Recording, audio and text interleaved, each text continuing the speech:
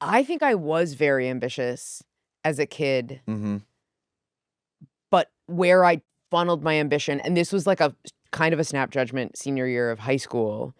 I competed in speech and debate all middle school and high school, and then I went to state senior year, and I didn't make it out of the like initial rounds. Okay. And I decided that I didn't want to be done competing in speech.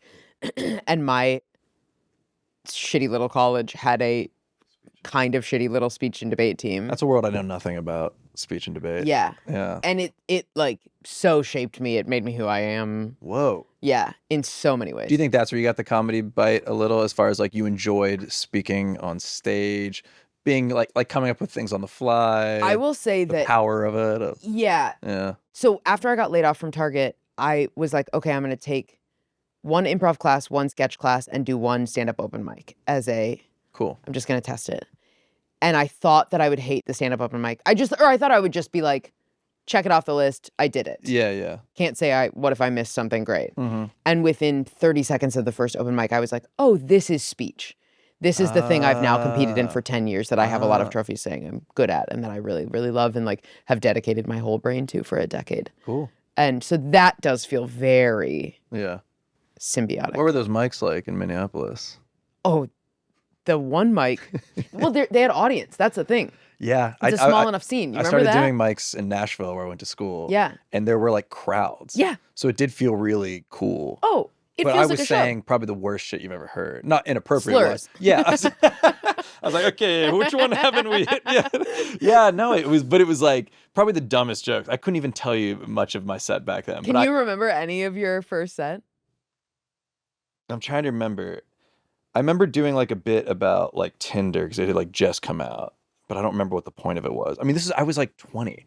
I was like 20 and 21 when I was going to these little clubs, and they were terrible. Have you been to Nashville? Yes, but I've done comedy like one night in Nashville at a tiny, tiny little spot. I haven't like properly done comedy. So curious what it would have been, but yeah, no, it was just like trying stuff, but there were people, and so there were people at yours. You were trying stuff. Oh, Acme Comedy Club is where I started. It's where I did my first ever open mic, and their Monday night open mic.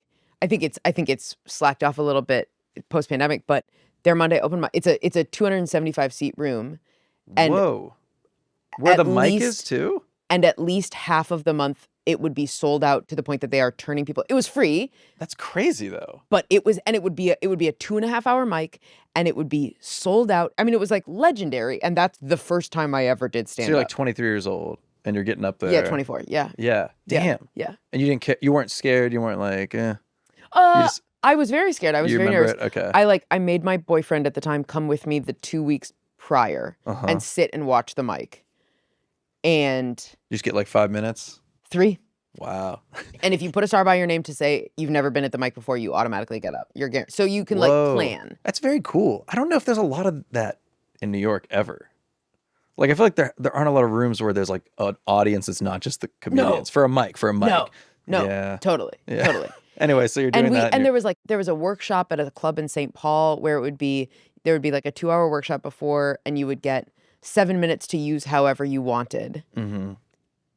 And it was only comedians. And then there was an open mic after that where there was a real audience. Gotcha. And so you would go to the joke joint workshop, and like people who I respected, and are like, it's comics who are a couple years above me. Gotcha. Would be there. And I would get up there. And I think because of my speech training, people would like waste their fucking 7 minutes or like perform for most of it. And I was like, I am the diligent student. I am business lady. Yeah. I am like, here are the 2 lines that work, and here's the 3rd line that I don't know how to fix. Yeah. Does anybody? And then I would stop myself and be like, any thoughts? That's pretty good. That's pretty good at that age. Corporate, yeah. To be aware of that though, I feel like that's where I always struggled when I first started. Was like, I was really thinking I could just coast on like talent and charm. Of like, I'll just get up there and you're probably good. Enough, but not enough to be like I'm a serious comic. I feel like I didn't learn how to write jokes till like late 20s. How clubby is Nashville, or was it when you were coming up? Like how prevalent were the clubs? I mean, Zany's was the big place. I performed there a few times on like new talent nights. Yeah. But it was a lot of just like weird, like like kind of divey places that would have a mic night, or as like friends would start their own like we're Right. doing a monthly at this place, and it felt very cool because there wasn't a lot of that going on, and I was part of those crews. Yeah. But it wasn't like great. Like the Yeah. DIY element of it was good, but I look at that time as like not when I got good at comedy, but when I like got past that first leap of like, okay, Yeah. you have to start doing this now. Like you figured it out. Yeah, self-confidence and identity and Yeah, like comfort yeah. in a scene. And Yeah. Minneapolis was very club heavy. Like when I was Okay. coming up, there were 5 clubs and one room that functionally was a Gotcha. club. Yeah, yeah. So it was so, and I think what that means, first of all, we had fucking no DIY scene. Like the indie scene was very, very, very light, but it was so, I think it became a very writerly town. It became very like, you write a punchline and you learn how to do it fast. Yeah, Nashville was always like a sideshow thing because they were still very like we're a live music town. Yeah, of like you course. come to see songwriter nights. Like Of most, course. if you said like I'm going to a mic in Nashville, you Nobody's were talking. thinking comedy. No, you were talking about like these songwriter nights they would do, and you Yeah. get up and you get to play one original song and hope that someone signs you to a publishing deal. That was what I grew up in college area, and Yeah. then like it wasn't until I came here that I was doing like the UCB stuff and trying to figure it out Did you more.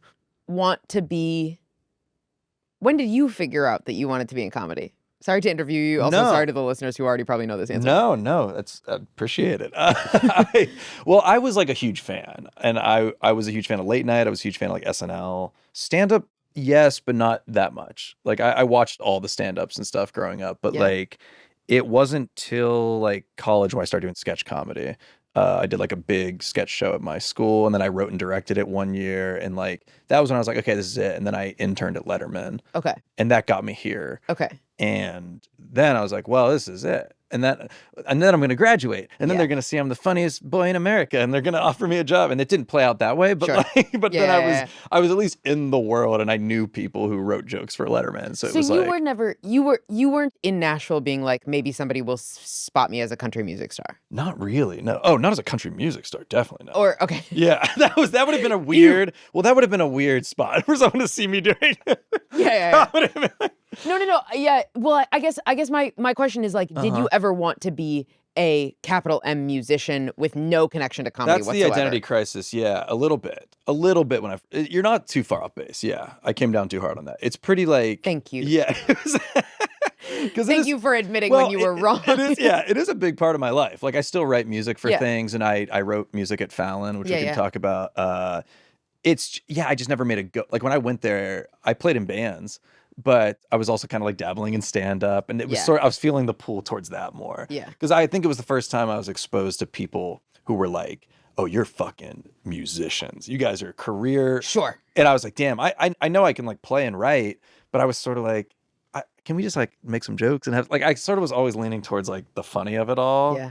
and just observing the silliness of how serious it felt. Like we're talking guys with like their name like burned into their guitar strap and stuff, like Their hats own and, name? Yeah. Like it's all like a That's thing. so funny. Yeah. It's all these like singer-songwriter cowboy types that grew up in the burbs, but they're wearing like boots and hats and That's so and they're probably funny. wonderful people, very talented. But I just Not sort if of they like have their names on their own Yeah. guitar strap. no, That's sure. a bad person. But I'm going into those same rooms looking. I've looked like this for 20 years. Yeah. And like, so I'm just walking in there like, hello everyone, and I'm wearing like sneakers. And I'm like, Yeah. what are we writing? And I'm Yeah. like, this is too hardcore Yeah. for me. Yeah. So I just kind of moved more into the comedy world, and you know, I've been lucky to make kind of both work. But I find it so freeing when there is an art form. I find it so freeing to be around an art form that I have no ambition in, and that I have like some small degree of skill, but feel like no competitiveness. Like this is how Yeah. I feel about music, where it's like I have a reasonably okay voice. I'm not, but like against Okay. a singer, try me. can we get a little track in the room? And Yeah, can we get it up in the can? No, sure. So you could sing, and yeah. Where it's like, I think I have a fun time at karaoke, and the thing that held me back at karaoke for a long time was wanting to do too good of a job at karaoke. Like it took Oh, until, yeah. I'm like in that range. You've got right? a lot of that performer brain. Yeah. Of like, if I'm on stage, I'm gonna be perfect. Yeah. Yeah. But that when I'm around musicians, Mhm. I love being like, this is awesome. Like you guys Take it away. Take it Take the it away, fuck kids. away. Yeah. It's not my thing. Yeah. It's very, very nice to be in a world where I feel no sense of like clutching. Yeah. Because there's so many, I guess really what that means is there's a lot of my life where I'm like gripping so hard. In the stand-up world, and then... Yeah, I mean, at this point, I'm like half and half between half of, like, I have one foot in stand-up social media and then one foot in TV film. Yeah, let's break that down. Let's get into the work. Okay, let's get into the work. Yeah, because like I want to ask you, Say because more. my perception of you, and this might not, let's play a game where what's your perception of what do you think I care about? You tell me what you think I care about, and I'll do the same. We'll see if we're not giving off the right vibe online. I think you... What would it be like to date me? Yeah, what do no, you think? Just from... Would it be cool? Just be honest. Yeah, hard to say. No, but like... Honestly, that's such a funny game to play. Okay, let's play. I I'm- think you're pursuing stand-up and stage stuff more than TV and film, if I had to guess. Oh, interesting. I think that's your thing, if I had to guess. Great. I'm so glad that I give that off what that you impression. want? I want them both equally, Well, is the sure, problem. we could play this game too. Well, but this is the problem is I'm about to say maybe an asshole thing. Go for it. This is my Midwesternness being like, I'm very tired. You're gonna say like the most Yeah, absolutely not an I'm asshole about thing. to tear it down. I don't know anyone else personally who is trying to do both stand-up and TV film equally as much as I am. Okay. Explain. You're writing a lot? You're... Like, I'm currently developing a feature Great. with a producer who matters. I have a TV development deal on my solo show. I'm auditioning at least once a week, and they're like big enough auditions that it like eats an entire day. Yeah, yeah. All of that is invisible work, which is why you're like, Brutal. you're trying to do stand-up. Yes. Because none of that shows up on my Instagram. Yeah. Yeah. Right? And like, ideally, someday there will be a deadline announcement, right? Yeah. All we're doing in here is just waiting on the day where we can screenshot a deadline article and see who liked it. Yeah. But yeah, I know what you mean. and like I'm trying to think. Oh, and at this point, now I'm a good enough screenwriter, and like that's where I make most. I guess maybe not. I guess I'm still actually half and half money between stand up on the road and screenwriting, but. Like, I'm a good enough screenwriter that, like, now I'm being put up for feature rewrites to, like, come in and pitch on feature rewrites. That's great. And, like, now my team is like, hey, those other movie ideas that you've suggested, that you've, like, sort of loose riffed in meetings, like, Maybe can you write treatments of that? Yeah. Yeah. And so it's like, now I'm starting to have, like, multiple screenwriting projects, like, sort of in the channel.